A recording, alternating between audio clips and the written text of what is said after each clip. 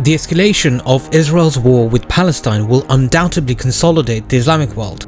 Conservatives in the West are again talking about defending the Judeo-Christian civilization in the face of Muslims. However, a society of deep atheism, materialism, and legalization of all kinds of perversions, which has long since abandoned traditional theology and values and orientations, can't be considered either Christian or Jewish.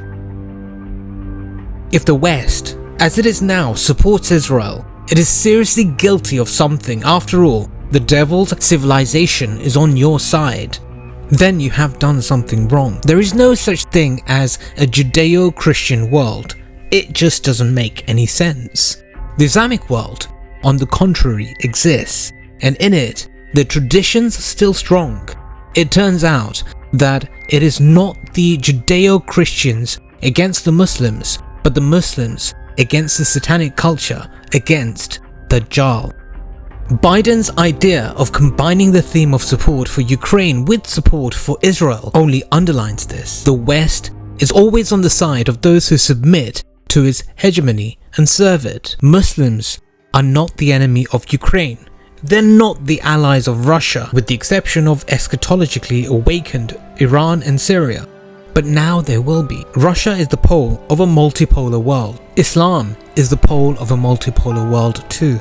Both poles oppose the West's desperate attempts to save unipolarism and its global dominance at any cost, even at the cost of a world war. The Palestinian conflict with Israel was not the front line of a conflict of civilization.